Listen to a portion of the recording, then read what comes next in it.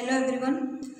Today we'll study groups and electronic configuration. We'll study how the groups and electronic configuration of the elements, how they are related with each other. You will find that number of valence electrons in all these elements from the group 1, that is the family of alkali metals, is the same. Similarly, if you look at the elements from any other group, you will find the number of their valence electrons is the same.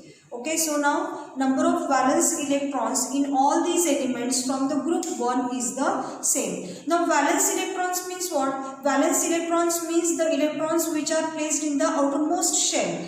Those electrons are called as a valence electrons. Now the elements which are present in the group 1, I'll just write the names of those elements of group 1. Okay, for example, there is in group 1 there is a hydrogen, then there is a lithium, then sodium, potassium, rubidium, cesium. Okay, so these are the elements which are placed in the group 1.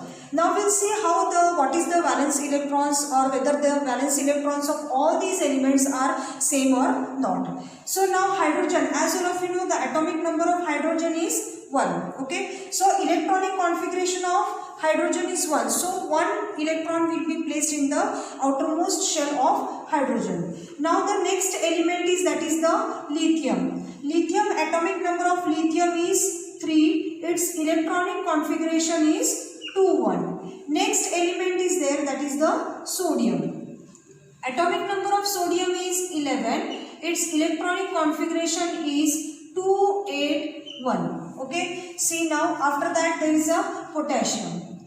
In this way we will see that the electronic configuration of all some elements I have written, and the electronic or atomic number of the potassium is 19, and its electronic configuration is 2, 8, 8. Now 8 plus 8, 16, 17, 18, and this one 19. Okay. Now if we will draw the electronic configuration in a diagrammatic form, so now we will study how it is. So in the center there is an element, that is the lithium. Okay. Now the shells, will draw the shells and will distribute the electrons in these shells.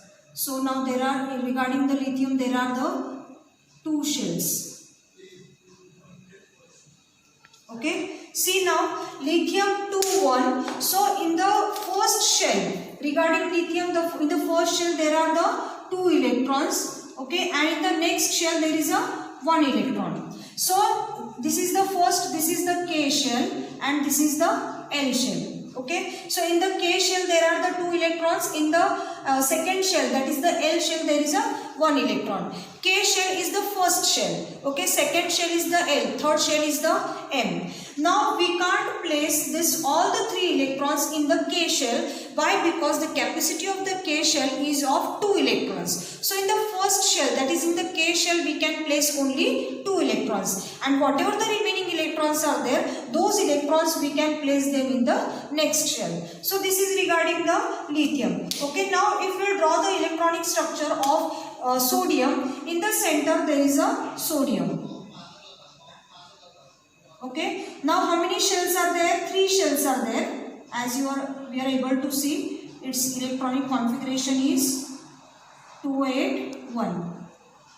This is our second shell, that is the L. This is our third shell, that is the M shell. Okay, so we will place the electrons now in all the shells. First shell, there are the 2 electrons. Okay, because the capacity of the K is 2. Capacity of the L shell. Now next L shell is, that is the 8 electrons. 2, 3, 4, 5, 6, 7 and 8, and remaining 1 electron in the third shell. Okay, so now if we see the electronic configuration of all the elements which are placed in the group 1, we will see that in the last shell of all the elements there is only 1 electron. So the valence electrons of all the elements of the group 1 is same, and that is the 1 electron. Okay, now further we will study some more examples. Now for example, the elements beryllium and magnesium and calcium belong to the group 2, that is the family of the alkaline earth metals. In this case, there are the 2 electrons in the outermost shell. Group 1 is the family of the alkali metals. Now we'll move towards the group 2. In group 2, what we are able to see that the elements like the beryllium and magnesium are placed in the group 2. Now see, what is the atomic number of beryllium? Atomic number of beryllium is 4 and magnesium is 12. Okay, calcium is 40. If we see the electronic configuration of beryllium, it is 2, 2. Beryllium is 12, magnesium is 12, so its electronic configuration is 282. So what we are able to see here, that there are 2 electrons in outermost shell. So the elements which are belonging to the group 2, in those elements we see that there are the 2 electrons in the outermost shell. So the elements which are placed in the group 3, in those cases we are able to see that there are 3 electrons in the outermost shell. Okay. Now similarly, there are 7 electrons in the outermost shell of the elements such as the fluorine and chlorine from the group 17, that is the family of halogens. So we studied the modern periodic table, Mendeleev's periodic table, and in that we saw that the family of halogens or the halogens are placed in the group 17. Halogens like the chlorine, fluorine, bromine, etc. Now if we move towards the halogens, okay, halogens. We'll take fluorine, okay, for example fluorine. Atomic number of fluorine is 9, its electronic configuration is 27, okay. Now chlorine atomic number is 17, its electronic configuration is 287. So what we are able to see here, that elements belonging to group 17, in those elements we see that in the last shell or in the outermost shell there are 7 electrons. Okay, so it means that the elements which belong to the group, the same number of valence electrons we are able to see in the outermost shell. Now while going from top to bottom within any group, 1 electronic shell is added at a time. And from this we can see that electronic configuration of the outermost shell is the characteristic of a particular group. And as we go down a group, number of shells goes on increasing. See now here, as I told you that these are the elements which are placed in the group 1. Okay. So in the group 1, our first element is hydrogen. Okay. Now I'll just write the periods here. Okay, I'll give the numbering to the periods. This is the first period, second, third, fourth. Okay, now you are able to see that this is the group 1, elements belonging to the group 1. Okay, first element is hydrogen, as we are able to see. First element is hydrogen. This element of group 1, first element of group 1, hydrogen, belongs to which period? That is the first period. Okay. Now second element of group 1 is lithium, and it belongs to which period? That is the second period. Sodium third, that it belongs to the third period, and potassium, it belongs to the fourth period. Okay. Now what we have to observe here, that hydrogen belongs to the first period. So hydrogen electronic configuration is 1, and this 1 electron is placed in the first shell. Okay. Now lithium, there it belongs to the period second. Atomic number is 3. Electronic configuration is 2, 1. Okay. So 2 electrons in the first shell, 1 electron in the second shell. Okay. So now in the first element, there it was only 1 shell. Here what is there now? 2 shells are there. 2 in the K shell, 1 in the L shell. So 2 shells are there. Okay. Sodium belongs to the third period. Atomic number 11. Electronic configuration is 281. So how many shells we are able to see here? That is the 3 shells. Okay. So the element belonging to the period 3, it contains 3 shells. Element belonging to the period 4, it contains how many shells? 4 shells. So it is given here that as we go from top to bottom, while coming down the group, we see that each time a new shell is added each time. So one shell is increasing as we go from top to bottom, or while coming down the group, one shell is added. Okay, now we'll study the periods and the electronic configuration, how they are related to each other. You will find that number of valence electrons is different in these elements. However, the number of shells is same. You will also find that while going from left to right within a period, the atomic number increases by 1 at a time and number of valence electrons also increases by 1 at a time. Okay, so now we'll see how the periods are related to each other. Okay, now we'll place some elements. This is the group 1, this is the group 2 and this is group 3. Okay, now as all of you know that in group 1 the first element is hydrogen, second element is lithium, next is sodium, then potassium. Okay, now in the group 2 the elements, that is the beryllium, then the magnesium. Okay, after magnesium there is a calcium. Okay, now I think so these two are enough for our explanation.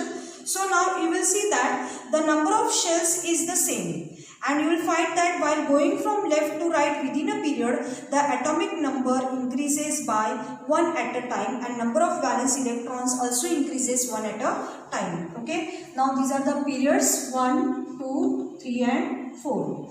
Now we have seen the electronic configuration, that is hydrogen 1, lithium is 2, 1, sodium is 2, 8, 1, potassium is 2, 8 and it is 19, no? So 2, 8, 8 and 1. Okay, beryllium is 4, that is 2, 2, magnesium is 2, 8, 2 and calcium is 40 it is. So its electronic configuration, not 40, calcium is 20. So its electronic configuration is 2, 8, 8, 2. Okay, so this is the electronic configuration we have written for some of the elements. Okay, now see what is given here. As we go from left to right, what happens? The number of shells remains the same. Okay, in the groups what we have seen, as we come down the group, the number of shells goes on increasing. Here 1 shell, 2 shell, 3 shell and here the 4 shells. But when we go from left to right, the number of shells remain the same for the periods. Now see for the second period, there are how many shells are there? There are only 2 shells. Okay, see now we'll see the lithium, how many shells are there? 2 shells. Okay, beryllium 2 shells. For the third period, see sodium 281, that is how many shells we have occupied? Sodium has occupied 3 shells, magnesium has occupied 3 shells. Okay, now when we go towards the fourth period, you will see that potassium has occupied 4 shells and calcium also 4 shells. So it is given here that as we go from left to right, the 1 shell is added or 1 shell increases 1 at a time, and also the valence electrons also increases. Okay, valence electrons also increases. So now we can see that elements with the same number of shells occupied by the electrons belong to the same period. Elements with the same number of shells. How many number of shells are there? In case of lithium, 2 shells. So it belongs to the second period. Okay, sodium 3 shells, magnesium 3 shells. So it belongs to third period. Okay, potassium 4 shells, calcium 4 shells. So it belongs to the same period, that is the fourth period.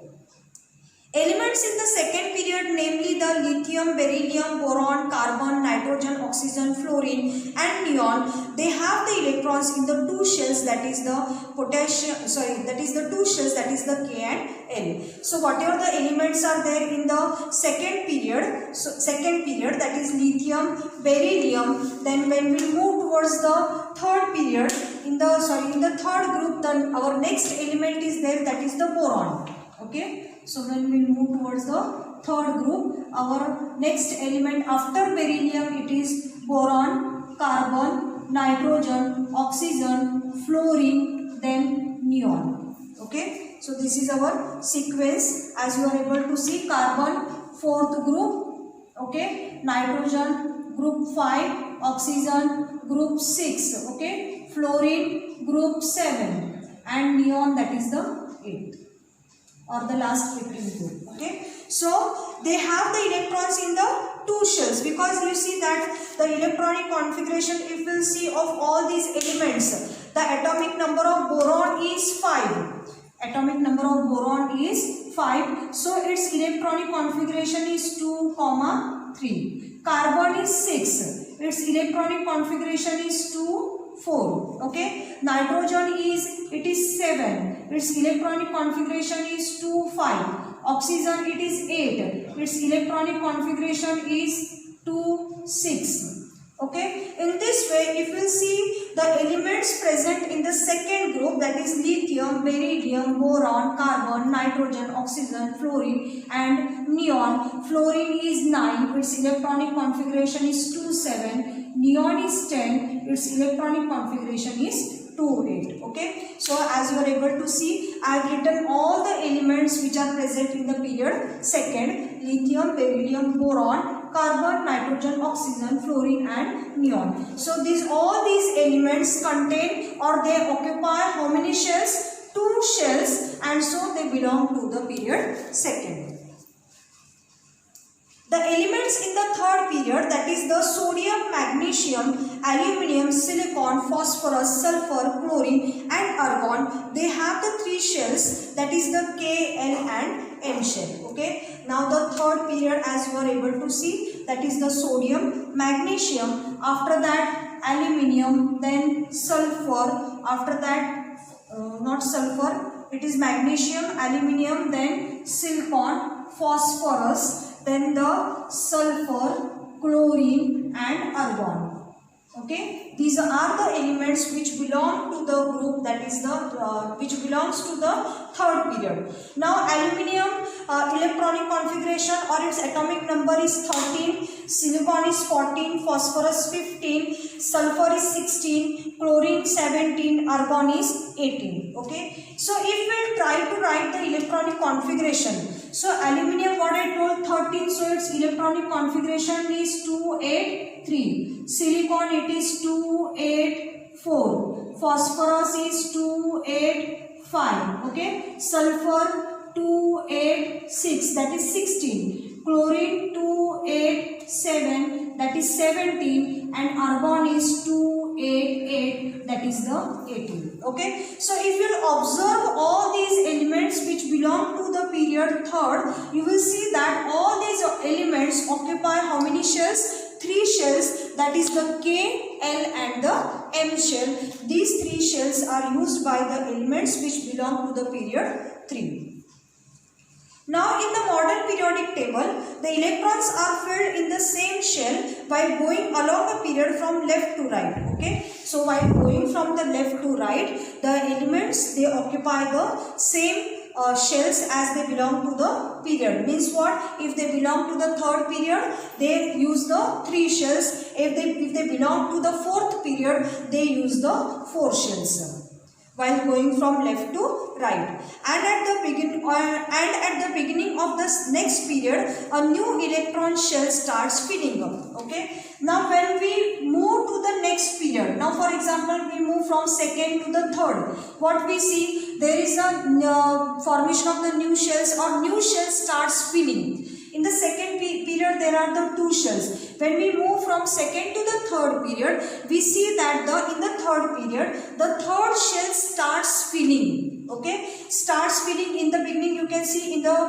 first element, that is the sodium, first element of the third period. Okay, last shell, outermost shell, how many? 1 electron. Second element, that is magnesium, last shell, outermost shell, 2 electrons, outermost shell 3 electrons, 4 electrons, 5 electrons, 6, 7 and 8. In this way the third shell, that is M shell, is completely filled in the period 3. So after filling the third shell completely, we will move towards the fourth shell, and in the fourth shell we can see the first element 2881. So this potassium starts filling the fourth shell which belongs to the period fourth. As per the number of elements in the first 3 periods are determined by the electron capacity of the shells and the law of electron octet. Now in the last shell, 8 electrons means what? It had completed its octet. It had completed its octet means it has become stable and no electrons can be more added in case of those elements. So these electrons, they follow the law of octet. As per the electron holding capacity of the shells, 2 elements are present in the first period and 8 elements are present in the second period. Okay. Okay, so electron holding capacity we'll study now. You can see that in the first shell, how many electrons are there? 1 electron, but one more is there, that is the capacity of the first shell is 2. After hydrogen, our next element is helium, whose atomic number is 2. Okay, and these 2 electrons are placed in the K shell. So this is the capacity of the first shell, that is the K shell is 2, and next is that is the 2 elements are present in the first period, and in the second period what we see, that is the 8 elements are present in the outermost shell, that is the in the second shell how many elements we are how many electrons we are able to see, that is the 8 electrons are placed in the second shell. In the first shell how many? 2 electrons, and in the second shell 8 electrons.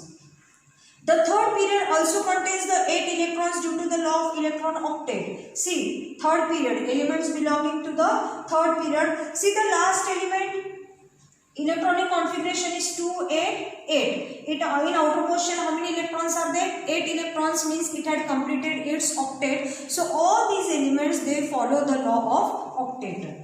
There are few more factors which control the filling of electrons in the subsequent period, which will be considered in the next standard. So in the next standards, when you go after 10, that is in 11th and 12th, you will study more concepts which are related to this electronic configuration. The chemical reactivity of an element is determined by the number of valence electrons in it and the shell number of valence shell.